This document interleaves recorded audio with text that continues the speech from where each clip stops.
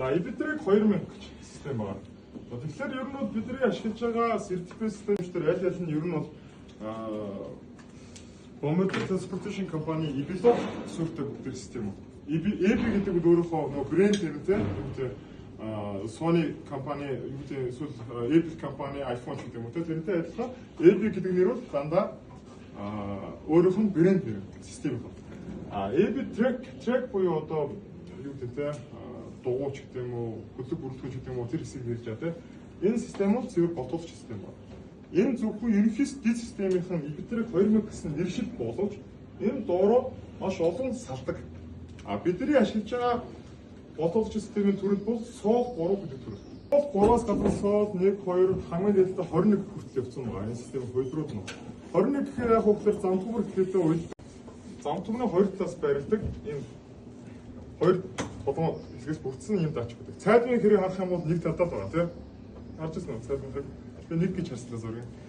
За 1, 2 байх нь бол чухал биш. Яагаад гэвэл адилхан л ерөнхийдөө зарчмын хөдөлгөөг л адилхан.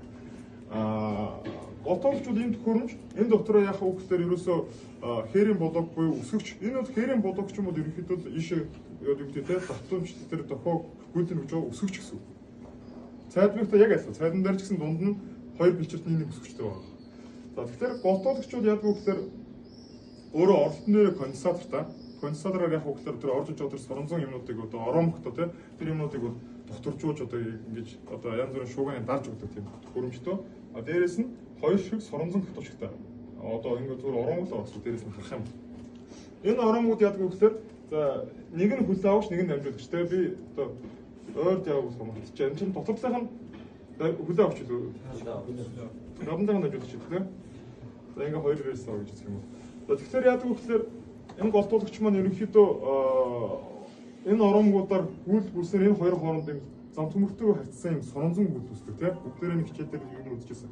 Энэ соронзон гүйл нь ямар байх вэ гэхээр одоо зам төмөр одоо энэ байлаа гэж бодоход энэ хоёрт байрласан голтуулагч маань энэ соронзон гүйлийг энд халдварлуулаад ингээд соронзон орон үүсгэсэн байлаа.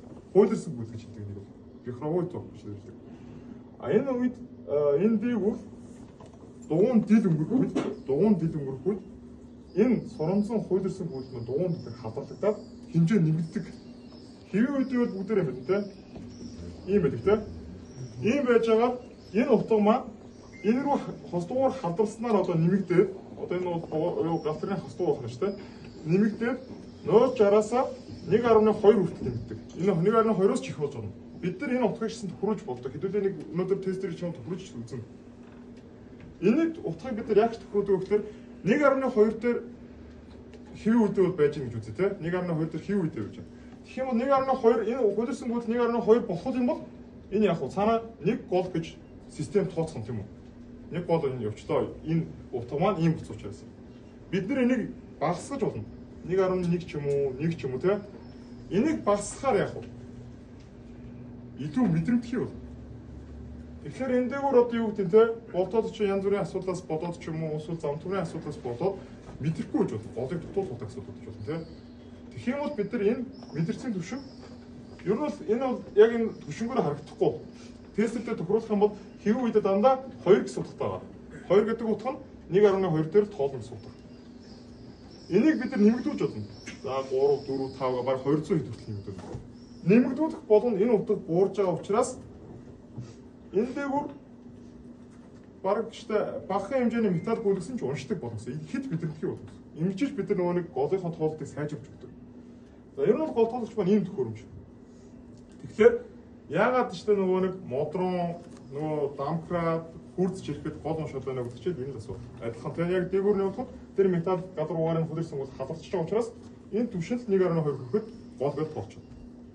Голтуулагчийн ерөнхий зарчмыг ярив.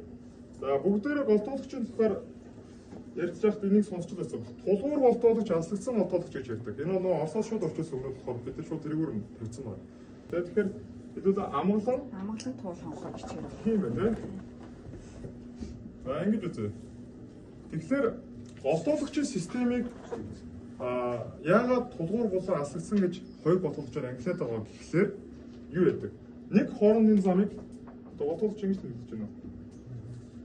Нэг хоорондын замыг хэдүүлээ нэг юм бүхэл байдлаар хянахын тулд заавал нэг тэрхэн захирах хэрэгтэй тийм үү? Яг хоёр өөр тусдаа объект байх юм бол тэр чинь нэг нэгнтэйг хасаж ажиллахаас өсвөлээд одоо юу гэдэг гал тэрэг орж ирэнгүүт нөгөөх нь мэдэхгүй байх жишээний асуудал үүсч эхэлсэн тийм үү? Тэгэхээр заавал бид нар энэ хоёр гол тулгчийг нэг юм дотор оруулах хэрэгтэй. Энийг бид нар юугаар хийж яах вэ гэхээр СИПУ гэдэг палатаар гэдэг тийм. СИПУ гэдэг палатаар. За хэдүүлээ ардлын өрөөнд автоос харна. СИПУ гэдэг палатууд ерөнхийдөө голоодчууд бол төв процессор. ЦП-тэй ч яг адилхан. Та нар Сарашанд Улаанбаатар дахан дээр байгаа төв процессор гэдэг чинь тэрнтэй чи яг адилхан. Гэхдээ зөвхөн голоодчууд. Энэ палатын зөрүүлэлт юу гэхээр та бүхэн нөгөө нэг ажил хийчихэд ч юм уу зам юм хийж байгаа эсэлзээ өгдөг тийм. Голыг тэрлэх эсвэл ч энэс одоо юу гэдэг тийм ямар нэгэн удирдлагын команд төв процессор өгөхтэй. Тэр хоорны замыг яах ч юм те эсвэл анивчуулах энэ төр гэж байдаг шүү дээ. Ерөнхийдөө голын хоорны замыг анивчуулж энэ төр болдог шүү дээ. Төхөөрч ярих хаа те. Төхөөр очор тэрийг авангуудлаа юу зам анивчуулж байгаа хэлдэг гэсэн цаана тэр командыг өгж байгаа зүйл чинь заавал нэг тарих байх хэрэгтэй юм. Тэрийг бүгдээрээ энэ команд өгдөг СИПУ ярьдаг. Удирдлага гэсэн. За тэгэхээр түрүүний хэлсэнчлэн СИПУ лаб барилсан өртөө хоёлоо тулгуур болно. Яагаад гэвэл өөр дөр би байгаа учраас би өөрөө тулгуур гэсэн үг тийм. Харин нөгөө талд нь хоёр байгаа хоёр өөр өртөөнөр байгаа учраас аслагдсан хол байгаа гэдэг санаагаар. Тэгэхээр энэ бол тулгуур. За тэгвэл дугаарлалтын хэлээ ярив. Ямар дугаарлалтай байх вэ? Голтоодчид бүгдээрээ ихэнхдээ гол зам 4 дугаартай байгаа тийм. Бүгдээр үдсэн бол 4 дугаартай байгаа. Яг хост перегонто ч юм уу микропроцессор бүгдээр бол янз бүр болчихдог тийм. Нэмэгдэж болчихдог. Тэгвэл энэ ямар дугаарлалтай байх вэ гэхээр хамгийн энгийн жишээ. Манай л нөгөө нэг СЦБ-ийн дугаарлалтыг өгдөг тийм. Туул зүрлэг өөрөө тулгуур учраас уртлынх нь голтоодч нь D1 болно. Хоёрдох нь D2 болно тийм. Амгалангийнх нь уртл нь учраас нэмж нэг тийм. Нэмж нэгтэй явна гэсэн. D1 D4-төө D2 D3-таа ингээд нэг перегон усгээд явна гэсэн. За нэг ярилцчихоо. Энэ дээр асуух юм байна уу?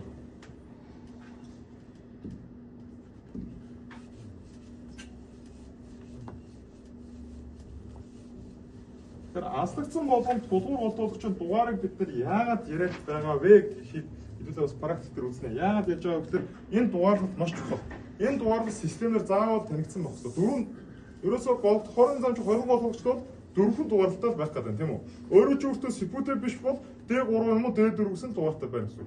Тэгэхээр тэр ардталтайгаа 1 2 3 4 гэсэн дугаар чинь энэ төхөөрөмж чинь голдуулагч чинь логик дугаар гэсэн. Энэ логик дугаарыг тестерээр шалгах боломжтой. Та нар логик дугаарыг тестер дээр голдуулагчдаар оруулчихгүй бол системд аль голдуулагч вэ гэдэг чинь танигдахгүй учраас систем чинь нөгөө сэрхэхгүй. Тэрийн асуудал гарсан бол голдуулагч тэрчтэй хэрэг гэсэд чи гинтээд одоо юу гэдэг муу юурга хажууд нь юм унаа тэрийг дараа гинтээдсэн байх бол та бүхэн бүтнээр систем сэрэг шаарддаг тийм үү? Тэгэхээр голтоодчийг заавал дугаарыг анханаас нь өгөх шаардлагатай байна. Тэгэхээр тэрийг яаж хийдэг вэ гэхээр идентификатор гэж зүйл байгаа тийм. Идентификаторын дээр өдрөөс сонсчихсан байдаг дээ. Голтоодчийн кэрийн гэсэдний хажуудад нь ордог юм ганц залгуулдаг тийм. Яс гэнэ? VJ залгуулдаг. Одоо бараг л VJ хэлдэг. VJ гэх юм чааш. VJ чинь бол нэг юу дэлгэсэнд ордог нөгөө синхронгийн залгуулдаг шүү. Тэр чинь бол арай өөрсөө. Энэ болохоор сэр нь арай өөр VJ гэж нэрлэгдэхгүй. Ямар порт гэдэг вэ? Бид нэр мартчих юм гэдэг. За тэр төхөөрөмжийг болон хоосон байгаа бас юу нэр бас СИПУ платн дээр байгаа нэг идентификатор. Энэ хоёр идентификатортай хоёул хоорондоо өөр шүү. Ялгаа нь юу гэдэг вэ гэхээр оосронд ялгаатай шүү. Та нар бүхэн хараа үзье. СИПУ платн дээр байгаа идентификатор арай урт усртай. Ферен блоктор байгаа нь болохоор арай богинохон усртай. Тэгээ ZIP-ээс аваад хамаагүй шүү давж тавьж суулгах юм бол ажилтгүй гэсэн үг шүү. Солиод ч юм. Энэ дугаарыг хэдүүлээ анхнаасаа ирээ бүх голдуулж хийгээ системийг одоо тохирож байгаа гэдгээс би ярих гэдэг шүү дээ. Бүр 0-оос нь ярих гэдэг. Тэгэхээр хэдүүлээ ямар дугаартай байх юм санийхаа аргаар тодорхойлж байна те. За энэ ийм дугаартай байх юм. Эсвэл схемээс үүсч байна. Уус схемээр ч юм байна те. Нэг үстэй чинь. Тэнгуудаа дараа хэрэн кассетыг хэрэгээс хэрэгжиж байгаа юм бол бид нар заавал идентификатор ихний хийж тохируулна. Энэ төхөөрөмж маань ийдэж 3103, 3101, 3102 гэсэн 3 төхөөрөмж энэ дотор багтдаг. 3103 бол та бүхэн байнга ашигладаг тестер чинь. Зүгээр төвшингийн хяндаг логик дугаарыг хардаг. Тэрээ одоо жишээлбэл санийхаар голтоодчийг тохируулж байгаа бол хэдүүлээ 3103-аараа эхлээд юг уулзчих гэсэн. Дугаараа уулзчих гэсэн. За энэ логик дугаар нь нэг юм байна. Үнэхээр нэг гэдэг төхөөрөмж юм байна гэдэг ч юм уу тэрийг хартчих гэсэн тийм бас төвшингөө харчих. За Яаж энэ төхөөрөмжийн байдлыг солих вэ гэхлээр SK дарж агаад тэжээлээ өгөх хэрэгтэй. Асаар гэсэн үг тийм. Тэгээд SK удаан дарж агаад тэжээлээ өгөөд төхөөрөмжийн асангууд гараа аваад хилээ сонгоход төхөөрөмжийн чинь сонголтууд гарч ирнэ. Эд чи 31.01, 02, 03 гэдэг. 01 нь яадаг вэ гэхээр идентификатор болон одоо бусад төхөөрөмжүүд хийж өгнө. Хэдүүлээ түрүү ярьжсэн тийм логик дугаарыг одоо сая идентификатор төрөх гэдэг чинь тийм голтоолчийн дугаарыг. Тэрийг одоо шийдэл логик дугаарыг 2-оос эхлээд 250 хүртэл солих уу? Дээрээс нь ихлээр түрүүний мэдэрцийн түвшин гэдэг. Мэдэрцийн түвшин 2 энэ чинь логик дугаар чинь 250 арай биш хаа. Би ядуулч мэдэрцийн түвшин 250 хүртэл нэмхэн өндөр гэдэг. Энэ бүх тохиолдолд тэр идентификатор дээр 31.01 гэж байна. Бидний хийдэг тохиолдол энэ хоёр шүү. Маш олон тохиолдол байгаа. Гэхдээ бид нар үйлдвэрийн янз бүрийн бусад тохиолдолд татварын тохиолдолд өөрчилж болохгүй. Зөвхөн энэ хоёр тохиолдолд бид нар өөрчилж чадна. Ер нь зөвшөөрөгдөн. 31.02-ыг сонгох юм бол та бүхэнд одоо ажилтар чи хамгийн хэрэгтэй зүйл. Би өмнө ч хэлжсэн. Энэ юу байгаа те? Голтоодогчийн яг зүгээр төвшин үздэг залуур наа тийм үү? Энд чи айгүй олон залууртай ч та бүхэн анзаарч ирсэн. Энэ дотор чинь эднэрээс гадна нэлээд хэдэн залуурд шүү дээ. Тэжээлийн залуурыг өгөөд асаагаад асангууд нь SK аваад хилээ солино тийм үү? Хилээ солсныхаа дараагаар 31.02-ыг сонгоод тэжээлээ өгөөд кассетэн дээр энэ хоёр шар залгуурыг пост руу явж байгаа мэдээллийн кабельтэй хэсэг байдаг те яг залгадаг хэсэг гэдэг чинь те тэрэн дээр өгнө. Энэ ажиллагааг хийх гэж байгаа бол кэринг кассетийнхаа мэдээллийн кабелийг заавал солих шүү. Заавал. Фиска гэсэн залгуур байдаг шүү те. Тэрийг бол кассетээс заавал солих. Тэгэхгүй бол мэдээж хурдан шүү хоёр талаас. За сольчтоо. Тэнгүүдлээ enter дараад логик дугаарыг бол. Та хэд одоо голтоолч ямар дугаартай гэдгийг мэдж байгаа шүү те. Асуудал гарцуулж байна те. За логик 3 гэсэн дугаартай байдаг гэж байна. D3 гэсэн голтоолч те. Тэгвэл энэ дээр 3 гэдэг үг. Тэгээд өгөөд enter дарахад энэ дээр горин харагдана. Нормалны эсвэл одоо рестарт ч гэдэг юм уу одоо хүлээлтийн горин дээр гэсэн үг байна. Нормалны болохын хүлээн. Нормалны болохын хүлээгээд эсэлцээ өгнө. Тэгэх юм бол хоорны замчин энэ төхөөрөмж чинь 31.02-оор тэр тухайн голтоолч чинь имитаторлож өгнө. Имитац гэдэг бол дуурах гэсэн үг. Орлож өгнө. Тэгэхээр ямар нэгэн байдлаар асуудал гараад зөндөө сайн асуудал. Ер нь өнөөдрийн сургуульд ямар асуудлаар хийж байгаа гэхээр сая баярын өмнө болон баярын үеэр бол голтоолчдод 2-3 асуудал гарчлаа тийм. Тэгэхээр манайхаа сандарсан үед тэр тестер чинь байгаа бол тийм тестер чинь байгаа бол энэ бол зүгээр одоо юу гэх юм бараг муу арга гэх юм уу тийм. Тестер чинь байгаа бол тухайн голтоолч та бүхэн төр бодлож байна. Перегоно удаан хаах юм дутагдлаад байгаа шүү дээ тийм. Тэрийг л бид нэр төр зүрдээ аргалж байна. Гэтэ энийг зөвхөн инженерүүд өөрсдөө хийвэл зүгээр. Бас хамаагүй хийх нь бол маш том эрсдэлтэй шүү дээ юм тийм. Инженер хүний хариуцлага гэдэг бол мэдээж механик моторын бас илүү байх хэрэгтэй тийм. Тийм учраас өөрсдөө хийвэл зүгээр. Энэ цааны функцийг хэрэгжүүлээд нормалны статустай болчих юм бол хооронд нам чи хялтгүй одоо кассет чи гимтсэн тийм. Та хэд голтоолч гимтсэн гимлээ олж чадахгүй байгаа гэсэн. Тэгэх юм бол хоорондын замын хөдөлгөөнийг нэг шаардлага гараад орлуулах хийх гэж байгаа гэсэн үг шүү дээ тийм. Нормалны болдоо жижүүртэйгээ яриад хоорондын зам сэлцээ өгч байна. Сэлцээ өгвөл хоорондоо чөлөөлж байна. Тэ? Энэ тестерээр орлуулж байгаа тохиолдлыг ганц сул тал нь юу гэхээр та бүхэн юу ярихгүй. Гол уншиж болохгүй. Яагаад гэвэл эн чинь голтоолчийг оруулж байгаа болохоос голыг бол өөрөө уншихгүй шүү дээ. Голтоолчтой холбоотой болчихлоо. Голыг гараар уншиж бол энэ дэр нэмэх хасах төвчөрийн дараа гол одоо уншуулж болно. Гэхдээ тэр нь тодорхой хязгаартай. Зөвхөн 10 хүртэл гол. Тэгэхээр бүтэн гал дээр явхад та бүхэн нэг 200 дуу зарж чадахгүй гэсэн. Тэгээ 200 голтол гал дээр. Тэгэхээр гал дээрийг өнгөрсөний дараа болгон эсэлзээ өгөх шаардлага гарна. Энийг сураад өнөөдөр хэдүүлээ практикээр энийг заавал сурч авах. Яагаад гэвэл энэ яг нөгөө нэг бид бүгдээр л мэдж байгаа тийм гал тэрний хөдөлгөөнтэй үед ажил хийж дандаа л асуудал нөгөө гардаг уус эрсдэл байдаг.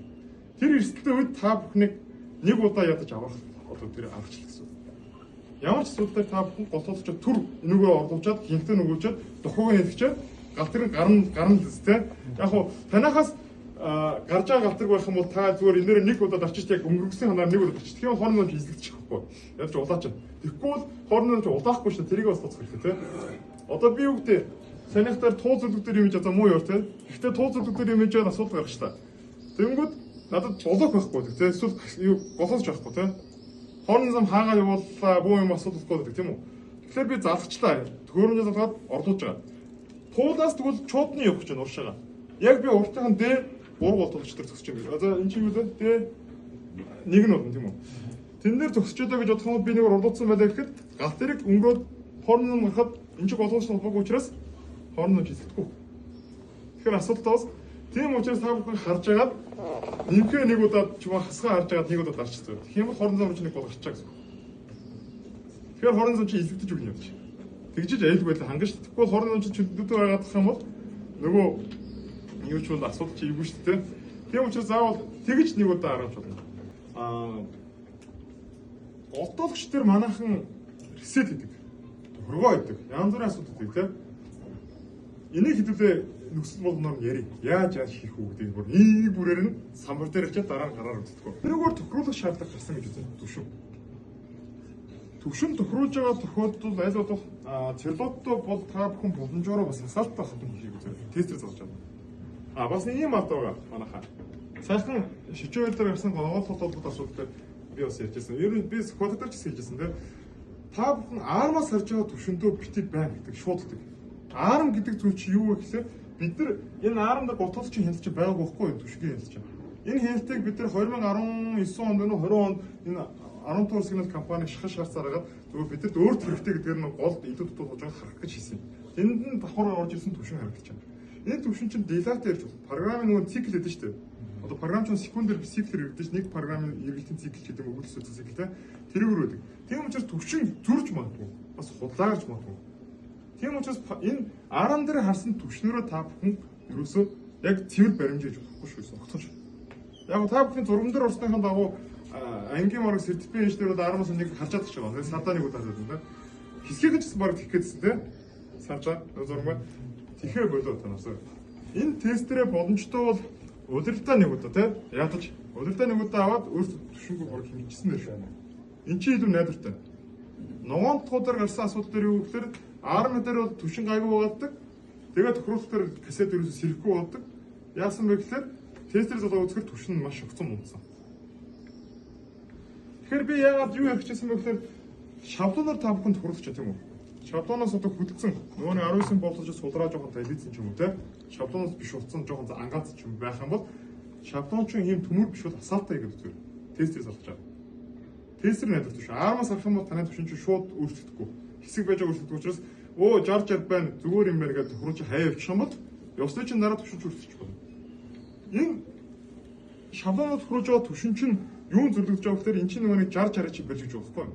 Ирээ 60 чинь хэлбэлт чинь өөр чиглэгдөө те нөгөө нэг соронзог хөдөлчд ингээд хэлбэрээсээ болоод ингээд тархаж байгаа соронзог хөдөлсөн хөдөлчд янз бүрч байгаа гэсэн үг байхгүй нөгөө 60-аас.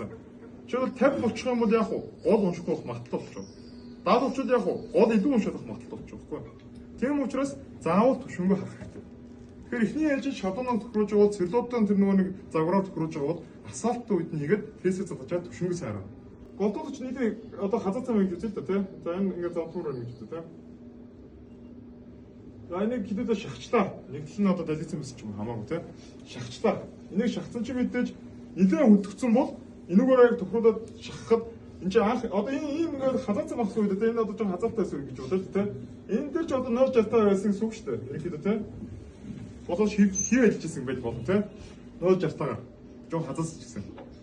Тэгэхээр чи энийг жоохон хазаасны тэгшилгээд ийшээ оруулахаар мэдээж энэ түвшин шууд өөрчлөгдөн шүү дээ. Тэ? За 070 ч юм уу болчлоо. Тэгэх юм бол яг уу чи уул нь шаблоноор тохируулчаад тэр юмыг зүгээр болгохгүй байдаг тийм. Энийг зүгээр тэгшилсэн ч гэсэн чи энийг 60 болгомоор байдаг тийм.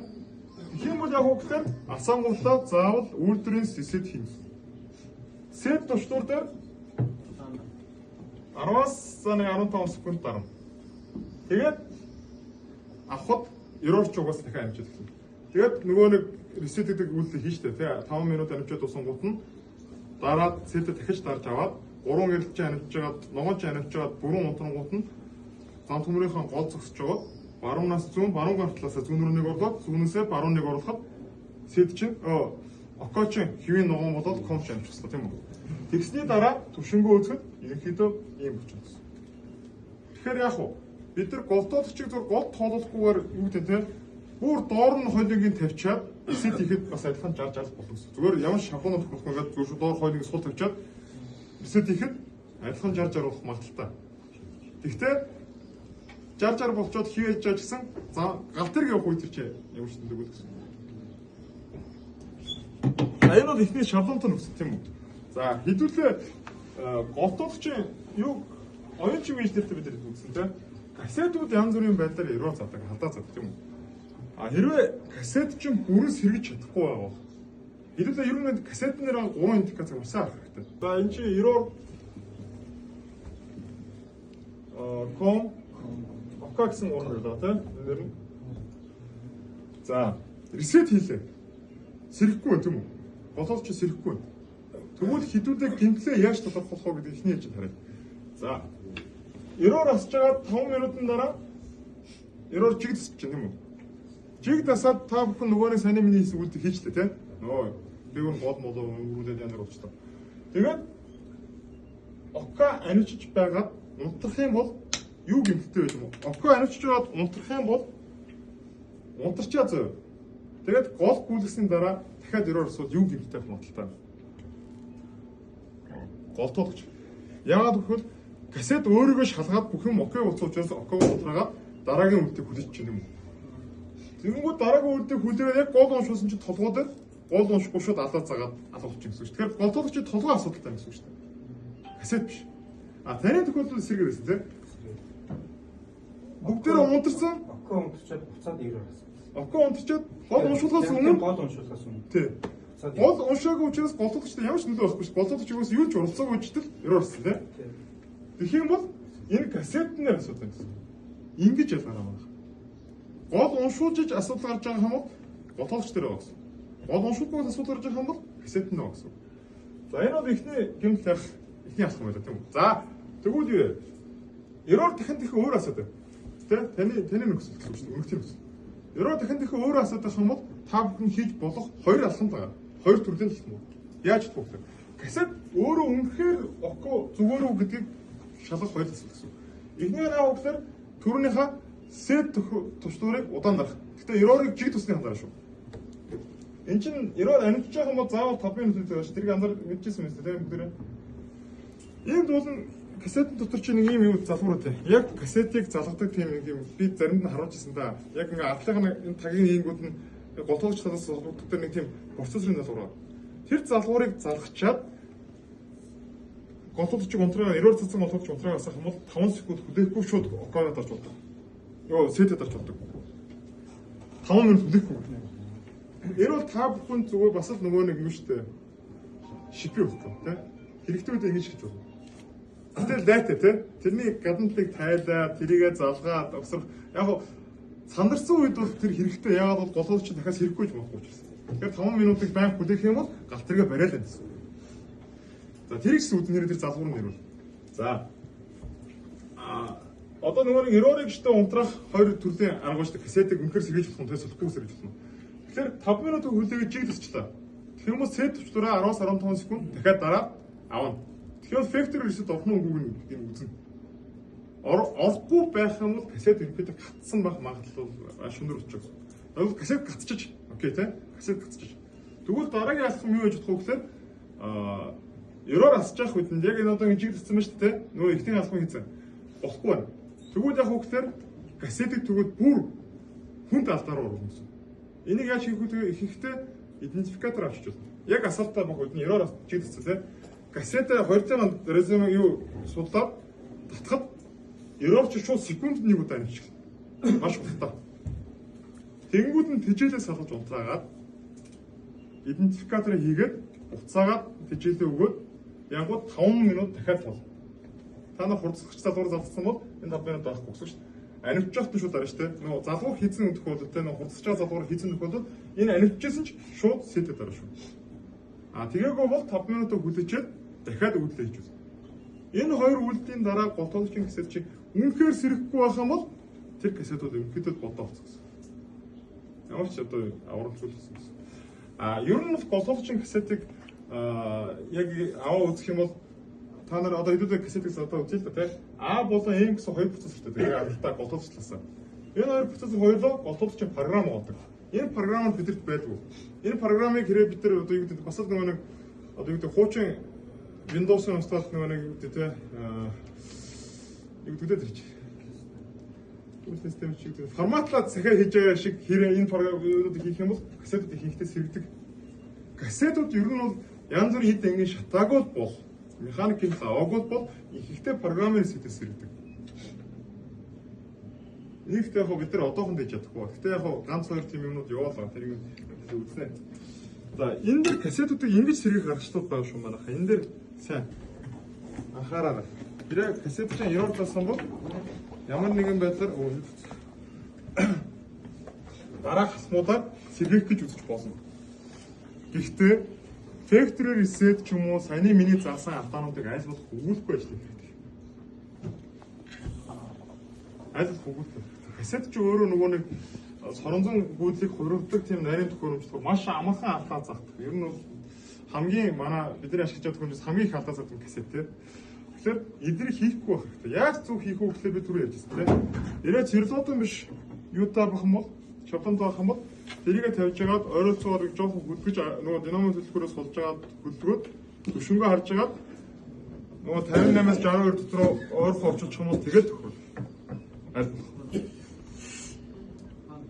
унтрахгүй. За өөр ажил хийгээд ямар нэгэн байдлаар бодлогч авсан бол тийм замын засварын цонх байх юм бол тэжээлээ салгаал авчих. Тэгээд угцаагаад угсраагаад тэжээлээ өгөөд төвшөнгөө авчих. Тэгэхээр ямар нэгэн байдлаар reset хийх гэж ер нь тийм дайхал шаардлага тийм юу асуусан бодлогчдын талаар конвертер болон сэлбэг талаар.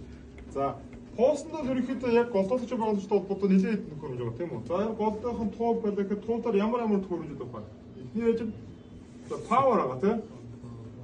Сэлбэг, фиска. За амгалан дээр болохоор power онхордоор ажиллах тийм.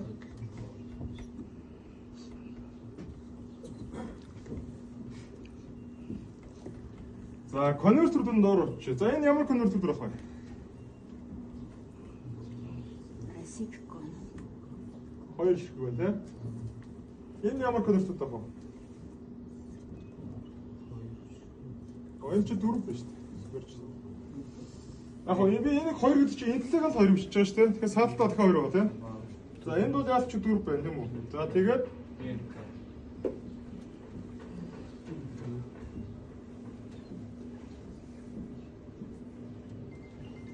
байгаа тийм үү? За төхөөрөмжлөл спортер нэрлээ яриа тийм. За power plot-аас хэлээрэй. Power plot яг уу өөрийнхөө голгоодчин казин буюу сагсанд байгаа бүх плотын тижээлийг дамжуулдаг. 5 вольт, 12 вольт, 24 вольт гэсэн баг бүгднийг яриад байгаа. Сэлбүүтэй өртөлдөөрөд power бол зөвхөн тижээл зорилгоор ашиглана. Тижээл зорилгоор. Харин сэлбүүгүй газар power тижээлээс гадна сүлжээний плот болдог.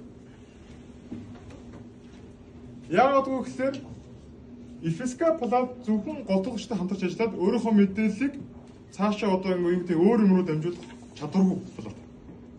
Тэгэхээр FSK платаас гарсан одоо энд голдуулагч байгаа шүү дээ тийм. Энэ голдуулагч мэдээж одоо постэр ирэхээр одоо нэг янз бүрийн хамгаалтын юм ороод FSK руу шударч байгаа. FSK руу оронгуудлаа FSK-аас цаашаа одоо юу гэдэг ассистент руу мэдээлэл дамжаад энэ өртөр рүү ирэх хэрэгтэй тийм үү? Гэтэл FSK плат цаашаа ерөөсөө юм дамжуулж чадах боломжгүй плат. Тийм учраас тэр мэдээлэл power-д өгдөг. Та бүхэн анзаарч байсан бол одоо нэг асцсан боловсролтой power plot нэр чинь TX RX гэсэн гэрж амжиж байна шүү дээ. Transfer receiver гэсэн хоёр мэдээлэл амжиж байгаа. За энэнийхээ дараагаар power нь Sipcon руу мэдээлэл өгнө. Тэгэхээр power plot бол зөвхөн тижэл зориулсан плат биш. За дараагийн плат бол Sipu хосоор байдаг тийм. Нэг нь үндсэн нөөц гэж ярихгүй.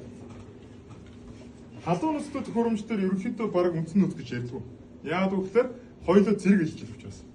Сипугийн нэгэн гэмтгэл юм бол энэ дээр баруун зүүн гэж байна. Баруун зүүн рүү хагас.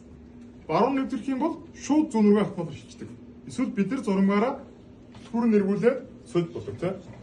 За би бас нөгөө юуг нь дараалал амарч дөрөв гэрэл астал нь түрээ эргүүлээд одоо ажиллаж байгаа нь бол нэгдэж шүү дээ. Окача юм байж дээ тийм. Дөрөв гэрэл астал нь хүлээгээд түр эргүүлээд астал нь хүлээж агаад авахд ерөөр заагаад нөгөө түр шилждэг тийм үү? Тэнгүүтээ ерөөр заа үлдэнгүүт нь дахиад түрээ эргүүлээд гурван гэрэл анивч асаад дөрөвт нь асаагүй багт нь түрээ тавихад reset тэгдэд хийм болдог. Тэнгүүтээ анивчаад хэлдэг тийм байна. тэрийг бас дараалал сайн санаж байгаа. За СИПУ бол түрүү ярьсантай ерөнхийдөө тархинд бүх нөгөө нэг үйлдэлүүдийг хийж өгч өгдөг. Энэ бүх энэ хэсэг байгаа дөрвөн голтуулагчийн бүх одоо үйлдэлийг командыг өгч өгдөг. Дараагийн продукт ИФСК. ИФСК яадаг вэ гэхээр зөвхөн голтуулагчид шууд туулж тавигддаг. Голтуулагчаас ирж байгаа тэр нөгөө нэг хэрэг хэсэгээс ирж байгаа бүх мэдээллийг өөр төр боловсруулаад за эндээс тийм түвшин ирсэн юм байна. Эндээс тийм голтуулагчийн одоо түвшингийн өөрчлөлт ирсэн юм байна. Энэ юм байна. Тэд тоосон юм байна гэх мэдээллийг аваад ерөөсөө энэ тархи руу хүргэдэг. Мэдээж алдсан голтуулагчдын өртөндөр ИФСК анзаарах юм байдаг учраас СИПУ руу заавал амжилт шаардлага гарна тийм үү? Тэр мэдээлэл авсан мэдээлэл. Анзаарах юм бол гэрэл нь юм шүү дээ 6 гэрэлтэй. Тэгтээс ИФСК дээр ингээд 6 гэрэл байгаа тийм. Энэ чинь энэ 3-аас ч гэдэг санагдаад байна. Тийм билүү? Тэгээ энэ жигд байдаг хаа. Тэгээ энэ анимчид энэ анимчид. Энэ гэрлээс бас бид нар юу голтуулагч байгаа урьсан байдлаар оншч бод. Голтуулагчаас үнэхээр мэдээлэл ирж гэнэ үгүй юу гэдэг чинь энэ хэрэгж байгаа. Яг энэ дараалалаараа асаагүй байх юм бол голтуулагчаас чи юу ч хийхгүй байгаа учраас чи под руу явж гэмтээ үзнэсэн. Эсвэл под руу очиж болохгүй байх юм бол энэ палат чигтээ шатсан санаа л тэ. Гэхдээ ер нь палат энэ дээрээ шатна гэж байхгүй. Тэгэхээр под нэр гэрч байгаа гэсэн. За ИФСК энэ өртөөн дээр тэгэхээр байгаа ИФСК энэ шигээ заавал мэдээлэл өгөхгүй тийм үү? СИПУ. Тэгэхээр энэ мэдээллийг дамжуулахын тулд заавал бид энэ төхөөрөмжийг шийдэж байгаа тийм СИПУ гэсэн. ИФСК дотор явж байгаа мэдээлэл бол ИФСК гэсэн өөрөө нөгөө нэг тохионы мэдээлэл гэдэг. ИФСК кен гэдэг төр дэдэж шүү дээ. Кен гэдэг төрлийн мэдээллийг бид нар ашигладаг багт. Манай боловч төр. Яг гоо ашиглаж болно л доо зөвхөн төрлийн сэлжөө гэсэн үг тийм мэдээлэл дамжуулах. Тэгэх юм бол бид нар зөвхөн ИФСК гэсэн мэдээллийг дамжуулж байгаа. Тэгэхээр энэ ИФСК платформ дээр ИФСК гэсэн мэдээлэлээ хаварлуу өглөө энэ маань СИПКО руу өгнө. СИПКО ямар зорилттой вэ гэхлээр ИФСК гэсэн физик мэдээллийг тоо мэдээлэл хэвчээ. Яагаад гэвэл эндээс ИФСК мэдээлэл ийшээ явах боломжгүй байна. Яг л зүгээр физик мэдээллийг бид нар нөгөө өвтөрөөр шидэж чадахгүй шүү дээ. Тэгэхээр яах юм? Физик кабель тавих юм. Мэдээж тийм кабель байхгүй те. Замын хэмжээнд тийм физик кабель нэвтрүүлэх юм бол уналтаас өсвөл маш хэцүү. Тийм учраас энэ төхөөрөмж маань энэ СИПКО гэдэг төхөөрөмж маань тэр физик мэдээллийг тоон болгож өгөөд шил рүү оруулаад энэ өвтөрөө явуулаад энэ өвтнөр ирсэн шил нь нөгөө нэг ZX-аар өссөн свичээр дамжаад энийхээ СИПКО руу ороод тэр нь энэний СИП руу шууд оруулж байна. Энэ хэлхээ бол ингэж л жогсон. Энэ голтуулагчийн мэдээлэл ИФСК руу орлоо, Power руу орлоо, Power-аас СИПКО орлоо, СИПКО-ноос нөгөө свич руу дараад шил боллоо. Шилээр явсаар байгаа нөгөө өртөөнийхөө ZX-аар руу ороод СИПКО руу ороод явсаар СИП руу гэсэн. Ийм л тойрог өгдөг гэсэн мэдээлэл төр. Ингэж хоёр голтуулагч одоо энэний тэр голтуулагч мэдээлэл СИПКО-д дэмжсэн тусламжтайгаар нөгөө СИП-үүдээр ирснээр бид нар амгалан туул гэсэн хоорондын замын мэдээлэл мэдчихэж байна. СИПКОнд нэг анхаарах зүйл байдаг. IP-г гэдэг тийм хосоор ажилладаг. Хоёр СИПКО байдаг. Төсөд анх хэрэгжих үед энэ СИПКОны бүр хос байгаагүй шүү дээ. Мэдж байгаа юм байгууд нэг нэгээр байдаг тийм. Нэг нэгээр байхаар асуудал байдаг. Юу гэхээр сүлжээ засах юм бол тэр хоорондын замын мэдээлэл байхгүй болчих бодолтой. Өмнө нь энэ төслийг хэрэгжүүлж байгаа тэр СИПКОнд маш их алдаа гарч ирсэн. СИПКО гацхаас гэсэн. СИПКО маш их гацдаг төхөөрөмж байсан. Тэгээ сүлжээнээс болоод. Нөгөө шилэн кабель орж байгаа сүлжээний янз бүрийн юмнаас болоод СИПКО их гацдаг байсан. Дээрээс нь шил гэхээсээ сүлжээг тоглодог гэсэн тийм. Тэр асуудлуудыг бол янз бүрийн аргаар шийдэж үзсэн л тийм. Одоо шил энэ хоёр перегон байлаа гэхэд энд одоо энэ голтуулагч СИПКО, энэ голтуулагч СИПКО за голтуулагч зорч тийм. Эхний байдлаар яаж шийдэжсэн бэ гэхээр энэ шил бол хоёр голтуулагчийг үндсэн сүлжээнээр өгсөн. Шилэн кабель. Нөгөө хоёр нь болохоор нөөцтөр өгсөн. Тэгэхээр яг уу гэхээр нэг тодорхой хэмжээний нэг асуудлыг бол шийдэж байгаа. Яг гэхээр сүлжээд уудангууд нэг перегон алгасаад алга болдог гэсэн. Ядаж зарим перегон үлднэ гэсэн. Тэ? Айгу ярга яцсан. Дараа нь яаж шийдсэн бэ гэхээр бүр гоё классик шийдэл болсон. Яасан бэ гэхээр голтуулагчаар өөр сүлжээд өгч үзсэн. Энийг шийдэл үнсэн, энийг нөөсөн, энийг нөөсөн ч юм. Тэгвэл бүх перегон хаалга болчихсон. Ойлгомжтой тийм. Угаасаа сөөлжтэй хөвцөөс асуудал байна тийм. Нэг ud бүгднийг үндсэн дээр өгчихсэн. Тэгэхээр үндсэн байх бол бүгд дээр байх болчихсон. Тийм учраас бид нар СИПКОны заавал нөөцлөх шаардлага гарсан. СИПКОны нөөцлөх шаардлага гарсан. СИПКОны бид нар 2020 оны баг 21 оны үед нөөцсөн. Дахиад нэг СИПКО нэмсэн. СИПКОны нэмсний дараа дахиад нэг асуудал гарсан. Ямар асуудал гэж байна? Шийдчихтэй. Хоёр СИПКО тавьсан. Хоёулаа зэрэг ажиллаж байгаа тийм уулна. Тэгсэн чинь үндсэн асуултаа байхад хизээч нөөц рүү шичихгүйсэн. Голтоолч тэрийг мэдэрдэггүй. Голтоолч угаасаа нөгөө систем нь өөрөө анханасаа гасан сул гурван систем нь нөгөө сүжээний хувьд нөөцлөлтөөр байхаар зохиогддог. Тэнгүүд яаж яах вэ? Хоёр голтоолагчийг SPK гацчингууд сүжээд тасарчингууд тэр хоёр асаалттай байгаад юм чинь яад ингээд систем байгаад нөөд дээр. Нөгөө нөөд дээр байгаа сүжээ нэр ерөөс шийддэг. Тэгээд байгаад. Энэ бас айгүй их асуудал болоод энийг яаж шийдэх үү гэдэргээ бахан ямарч байгаад 2022 онд байна уу 21 онд байна бас. Исооч гэсэн нөгөө та бүхэн сүүл нэмсэн нэг албатай байлаа тий тоошгоо. Тэр ирлэг гэсэн. Тэр ирлээ ямар зөрүүлтэй вэ гэхээр Ruby-ийн гаралт дээр тий Ruby out-ын гаралт дээр. Яг үг гэхээр SPU платнаас төв цэцэр голтоодч статусын талаар мэдээлдэг. Голтоодч хоолны замд ямар байна? Сүүлд өхний дээдлийн SPK-ноор үнсэн сүлжээний SPK-ноор жоод сүлжээнийг доолдоход нэг SPK гацхад ягаад те? Ягаад ч юм бол тэр мэдээллийг SPU төв цэцэрлд өгөөд блок руу гэсэн үг шүү дээ одоо бүр те. Одоо нэг Улаанбаатар ЦП хэд нэг дээр тэр лүү өгөөд тэнгууд төв цэцэр хангууд за тэнд асуудал үүсчлээ гэж үзэнгүүтээ Ruby out руу команд явуулаад нөгөө ирлэгчид татуулах эсвэл гүйлгүүр. Тэгэх юм бол тэр ирлэнийг контактаар нөгөө сүлжээ рүү шууд шийддэг гэсэн. Ийм шийдэл төрөөд бид нар одоогүй байдлаар хэлж байгаа. ICP-кон дээр ажиллах бас нэг өөр нэг зүйл байгаа. IP-ийг.